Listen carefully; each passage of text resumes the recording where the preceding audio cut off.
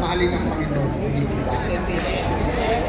At pagkatapos po tayong turuan na mahalin ng Panginoon, ang sinasabi sa atin, mahalin ang ating kapwa. Pero dahil lubusan ng mamahal ang Pilipino, pag may gumagawa ng masama, minsan sobra ang ating patawad. Minsan, paulit-ulit na ang pagnanakaw, okay din lang. Sobra na po ang ginagawa, iisin na lang natin. Ako'y naniniwala po na kailangan hate is challenged with love.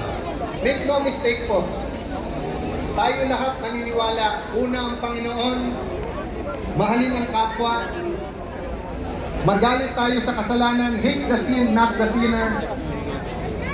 Ako'y naniniwala, we fight hate with love. Pero ako'y naniniwala, ang Diyos natin ay Diyos ng hustisya. Hindi po ba mga kababayan? Nung SONA, halos 1 taon na nakalipas, malapit na po, ilang linggo na lang po SONA. Ang sabi po ng ating mahal na Pangulo ay, mahiya naman kayo!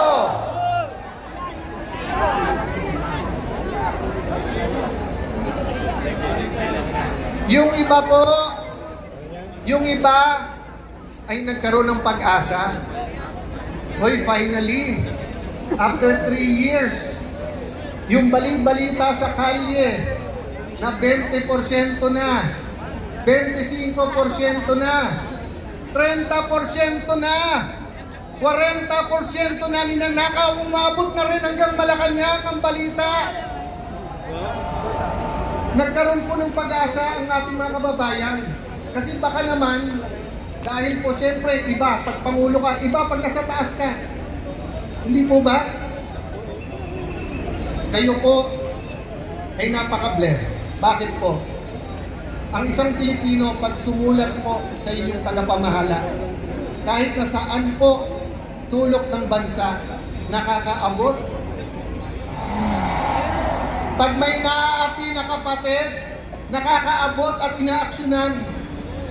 Pero minsan sa simpleng barangay captain, minsan sa simpleng mayor o governor, kahit po sa akin, maraming sumusulat at pasensya na. Minsan po, hindi ko natutugunan. Eh lalo pa ho ang Pangulo. Kaya nagkapag-asa tayo. At agad kumilos si Senator Lacson. Nag-privilege speech. Nag-privilege speech. Eh nag-i-hearing na si Senator Marcoleta noon. Sabi ko kay Senator Marcoleta, Sir, bawal mag-privilege speech kapag ka hinihiring na. Dapat sa hearing. Mabait po si Senator Marcoleta. Sabi niya, aangal ba? Hindi. Baka naman makatulong sa atin. So nagkaisa kami sa minority noon. Sige, kahit na bawal ang ginagawa, kung makakatulong sa bansa, kung mahanap ang magnanakaw, kung ang kadiliman ay mabibigyan ng ilaw, okay na. Nag-speech po siya. Na-reveal yung mga ghost. Pagkatapos sinabi, 400 yung ghost, 1,000 na yung ghost. Ang daming in-expose. And then pinalitan si Senator Marcoleta. Nung pinalitan si Senator Marcoleta, ang mastermind ay senador na lang. Nawala na po lahat ng iba. Nawala na sa departamento, nawala yung secretaries, nawala yung congressman, nawala po yung napakalaking tao na kung siya po ay nagpagalaw nitong lahat. Pero sabihin nyo, kapatid na Alan, biased kayo. Hindi po. Si Ombudsman Boying Remulla mismo nagsabing, meron mastermind. Sabi po ni Ombudsman, meron mastermind. Ano po ang sabi? Ano po sabi ni Senator Lacson? Walang mastermind. So mga kapatid, malinaw na malinaw po na ang unang nagbigay ng pag-asa sa atin na Pangulo mismong sabing mahiya naman kayo. Hindi na po sila nahihiya. Sa totoo lang po, kawalang-hiyan na ang ginagawa. February 4 po, ipwepwesto po namin si Senator Legarda bilang Senate President. 30 minutes before 3 o'clock, tumahimik ang buong Senado. Bakit po? Nagtawagan na galing sa matataas na opisina at sinabi sa mga senador, hindi na kayo makukulong, bawiin nyo lang pirma nyo. Huwag nyong papalitan si Tito Soto.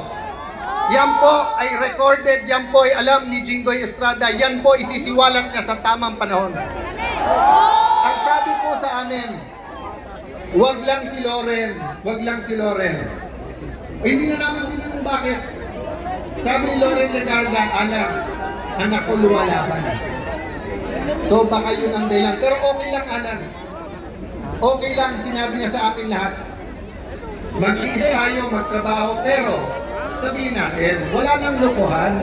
Walang lokohan sa flood control, walang lokohan sa tsa-tsa, walang lokohan dito sa dadating na impeachment. Ano po nangyari? Araw-araw pa bago-bago, sasabihin ni Senator Lacson, walang report. Tapos may report.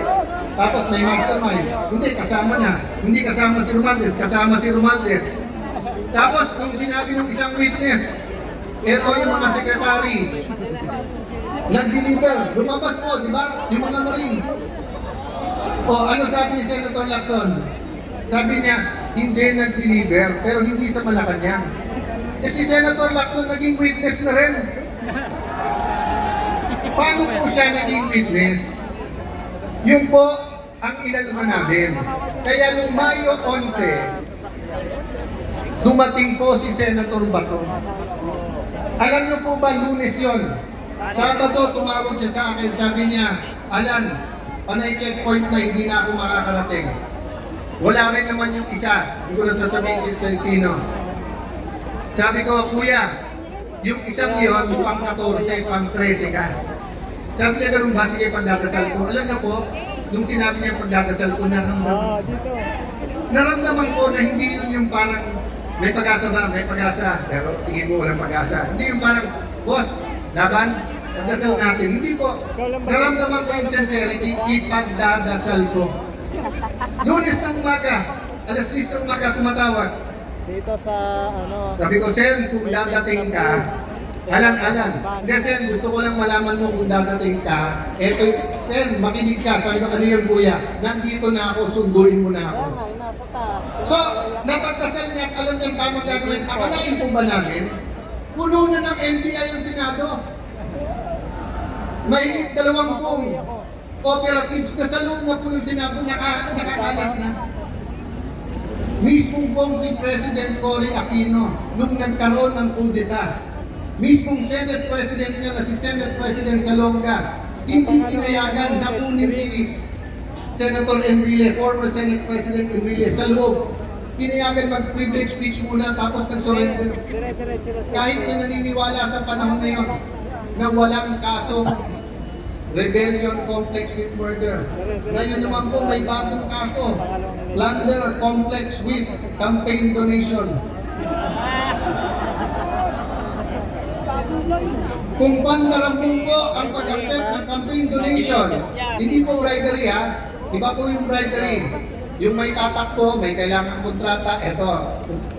Wala pong kailangan na kontrata ko, yung mga nag-donate kay Kuya Dante.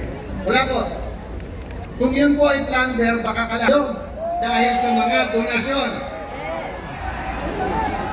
Bibigyan ko kayo example ha. Although karamihan dito kapatid, sabihin na natin may iba pang mga sumama.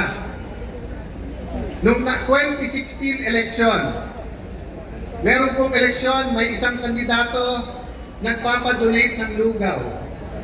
Okay? Magandang project yon. Pero kung 1 milyon po tayo na nagbigay ng 50 pesos para po magkaroon ng lugaw, 50 million yon, plunder po ba yon? O kayo po, may mga t-shirt kayo. Kung tatakbo po si Kadante, nagbigay kayo ng t-shirt worth 50 pesos, eh ilang milyon po ang mga kapatid? Sa 1 milyon na lang po nagbigay isang t-shirt, plunder po yon? Ang kasalanan po ni Senator Marcoleta ay hinahanap niya ang katotohanan. Yun po ang buong katotohanan. Alam niyo po, hindi po ako magpapakahaba. Alam ko pong mahaba ang programa, mahaba ang pagtitiis, pero gusto ko pong aminin sa inyo to. Kaninang umaga, nung pinapanood ko yung video at malakas ang ulan at hindi po umaalis, tapos may konting kaguluhan, nagsisigawan, we are one.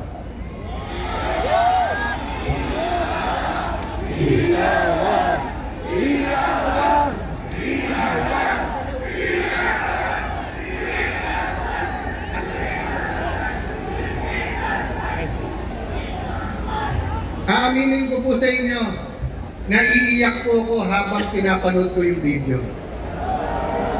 Alam niyo po bakit ako naiiyak? 15 anyos po nandito ako sa EDSA. Makamarcos po ako eh. Nung bata po ako. Assemblyman po ang tatay ko, 4 lang silang nanalo sa Metro Manila. Nung grade 5, grade 6 kami po. 3 lang ang suntukan. Pareho kayo ng crush, Grace Pa Toyota o Marcos Aquino. Yun lang po, yung suntukan sa amin. Linggo-linggo, yun lang 3 ang pinagkakasuntukan. Inuunahan mo ako sa crush ko. Mas pogi ka. Ako, Grace Pa ako, Toyota yung mga kaklase ko. O kaya, wala pang Hinebra nun. Toyota pa nun. O kaya, Aquino o Marcos. Pero dumating po ang panahon na kailangan sabihin, tama na. Tama na. Tama na. Tama na. Palitan na!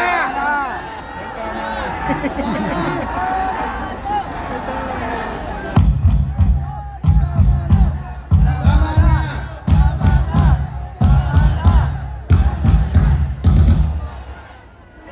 Noong 2023, halos 1 trilyong piso ang DPWH. Ang flood control mahigit 300 milyon.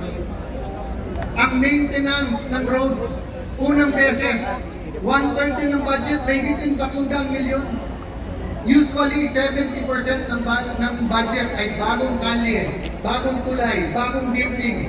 First time po noong 2023, flood control at saka maintenance. Ang maintenance po hindi pa inimbestigan hanggang ngayon.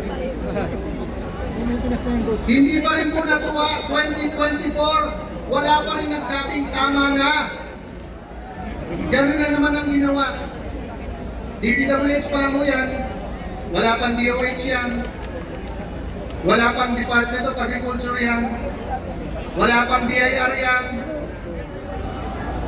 wala pang LTO yan, walang smuggling pa yan, at lalong-lalong wala pang kita sa droga yan.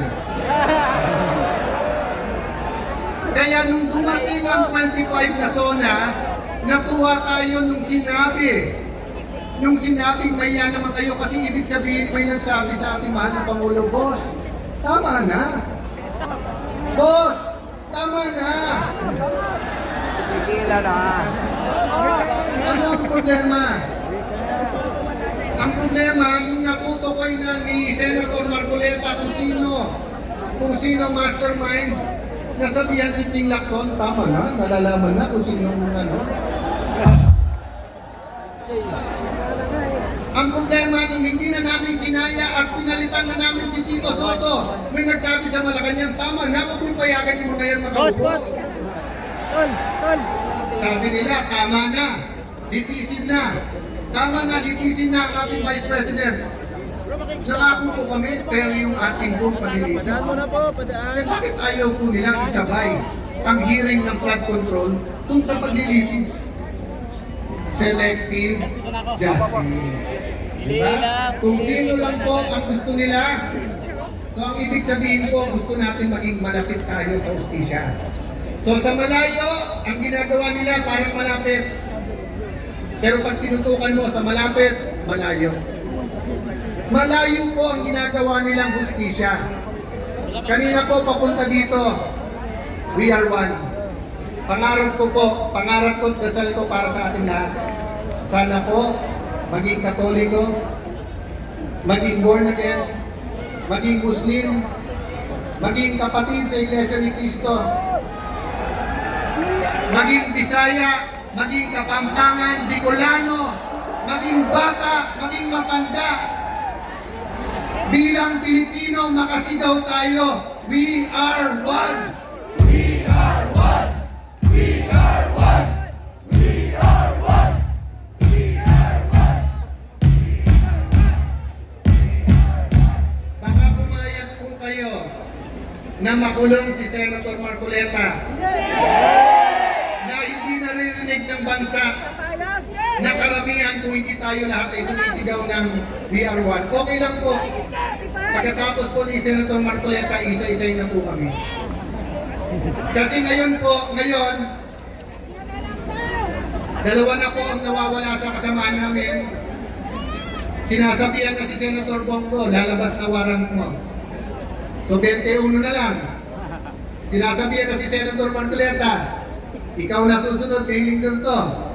O din, ilan na lang yon? 4, 20 na lang. O, sabi ng ombudsman, maaring 2, 3 senador. 13 na po sila. So yun yung hangarin, nasa 13, pwede na nila convict ang isang impeachable na officer. O. Kaya, yung iba nating kasama sa EDSA noong 1986, yung pong nagsasabing laban, ay ngayon po hindi lumalaban. Bakit po? Bakit sila hindi lumalaban? Bakit sila hindi sumisigaw na we are one? Dahil gusto nila pag na-impeach ang Vice President, sila ma-appoint at sila naman ang maging Presidente. Dahil, bakit naman papayag ang Pangulo na gano'n magiging Presidente? Kasi ang sabi naman ng Malacanang, sige, magkagawan na kayo. Wala namang eleksyon eh. Magsatsatsa naman tayo. So, lahat po to ay sa pangalan lamang ng simpleng gawain. Ang gawain ng flood control. Kung wala naman po flood control, normal po ang ating politika. Normal po, pwede natin sabihin we are one, pero ikaw dilaw, eto puti, eto itim, eto rainbow. Pwede naman po natin sabihin magkakasama tayo eh. Pero bakit po madugo ang labanan ngayon? Dahil iniisip po nung iba, lamunin na natin yung pagnanakaw. Pag tayo naman naging presidente, palitan natin lahat yan. Hindi po mangyayari, kapatid. Kasi pag nadumisan ka na at kasama ka na sa cover up, wala ka ng choice. Itutuloy-tuloy mo na ang pananakit. Itutuloy-tuloy mo na yung selective justice. Baon ka na, hawak ka na nila. Yun po ang problema natin kay Kadante. Hindi natin po problema na makukulong siya. Ang problema natin, hindi siya mahawakan. Ang problema natin, hindi siya madidiktahan. Kaya mga kapatid, sana hindi rin kayo madiktahan. At sana po, yung mga nakikinig sa kanilang mga bahay, yung mga nanonood, pagdasal niyo po yung nangyayari ngayon. Kung may konti kayong oras at pamasahe, pumunta na rin po kayo dito dahil welcome po kayong lahat. Welcome po kayong lahat. Welcome po kayong lahat. Mga sundalo sa kabila, lumabas kayo! Sumama na kayo! Sumama na kayo dito! Bakod lang! Hello po mga kababayan! Nagbabalik po ako si Daryl. At ngayon